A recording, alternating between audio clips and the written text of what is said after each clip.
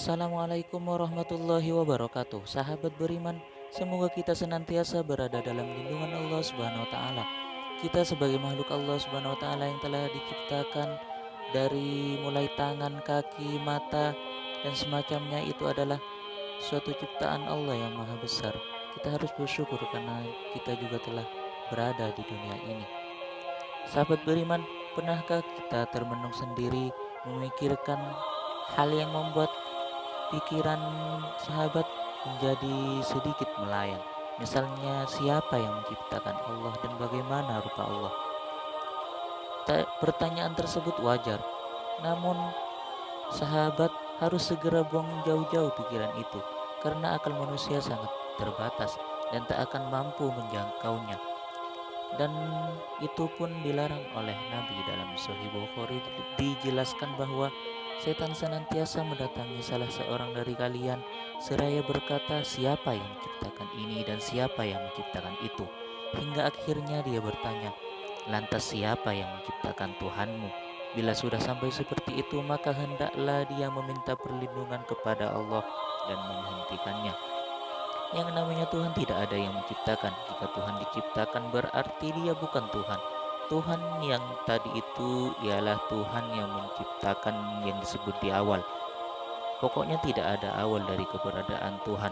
Tuhan tidak menciptakan Tuhan. Memang akan sulit untuk menghilangkan pikiran itu, karena setan dan iblis jahanam akan terus membisiki kita. Untuk itu kita butuh penjelasan logis.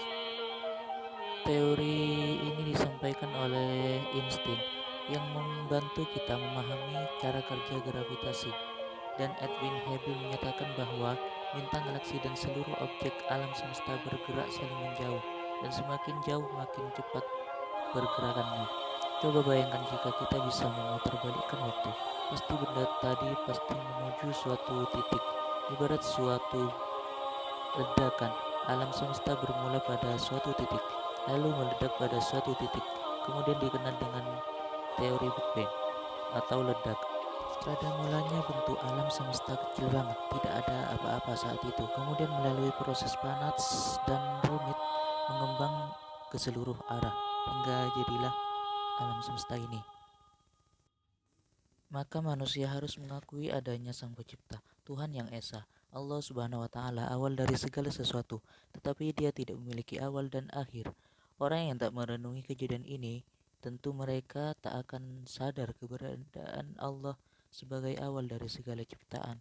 Itu orang-orang yang mengingat Allah sambil berdiri atau duduk atau dalam keadaan berbaring, dan mereka memikirkan tentang penciptaan langit dan bumi, seraya berkata, ya Tuhan kami, Engkaulah, tidaklah Engkau menciptakan ini dengan sia-sia, maka suci Engkau, maka peliharalah kami dari siksa neraka. Berikutnya adalah memikirkan bagaimana rupa Allah, juga termasuk sesuatu yang dilarang. Tetapi ada kisah yang mungkin bisa menenangkan pikiran kita dan bisa melupakan hal tersebut. Allah tidak sama seperti apa yang kita bayangkan, misalnya menganggap Allah punya tangan, badan, mata, dan semacamnya. Padahal hal itu tidak akan benar. Kaidahnya adalah Allah tidak ada yang menyerupai. Di dalam Al-Quran pun juga sudah jelas ya, dijelaskan bahwa dan tidak ada seorang pun yang setara dengan Dia. Surah Al-Ikhlas ayat 4. Jangankan kita, beliau Nabi Shallallahu Alaihi Wasallam hanya melihat cahaya yang menjadi hijab atau menghalang antara diri beliau dan Allah.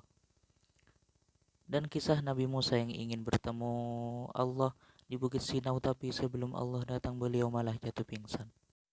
Kita tidak berdosa jika kita berpikir dan bertanya, misalnya, di mana Allah sebelum menciptakan alam semesta?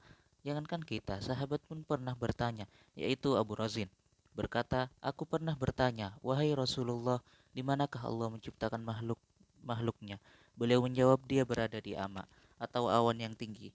Di atas bawahnya tidak ada udara, dan dia menciptakan arsinya di atas air.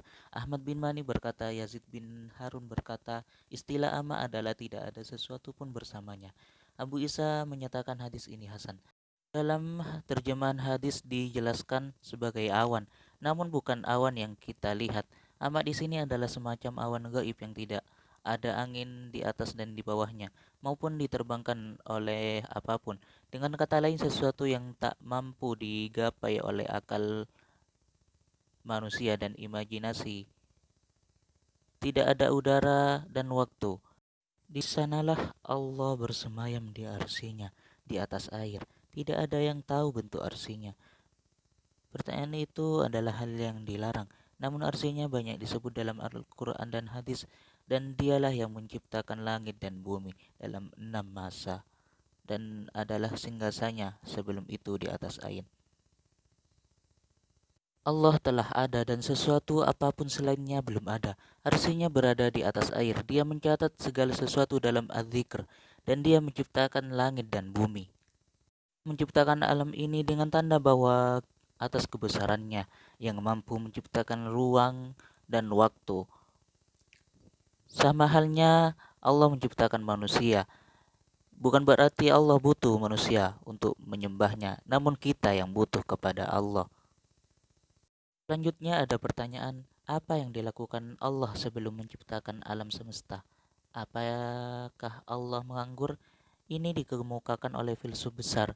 Pertanyaan ini muncul karena berpikir Allah sama dengan manusia dalam pusaran waktu, padahal Allah tidaklah terikat hukum alam, yang dimana hukum alam termasuk ciptaannya. Tuhan tidak menempati ruang dan berwaktu.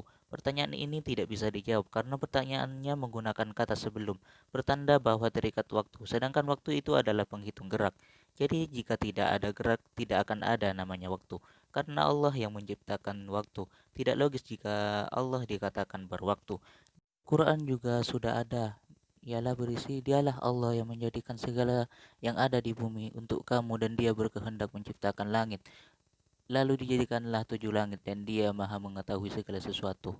Belum memuaskan, kita bisa lihat dan baca buku Akhlak Tasawuf karya Abu Dinnata. Di sini disebutkan sebelum Allah menciptakan makhluk, dia hanya melihat dirinya sendiri. Dalam kesendiriannya, terus terjadi dialog antara Allah dengan dirinya, yang dimana dialog tersebut di dalamnya tidak ada kata dan huruf. Allah melihat zatnya dan dia pun cinta pada zatnya sendiri. Cinta yang tak dapat disifatkan dan cinta itulah yang menjadi sebab wujud dan yang banyak ini.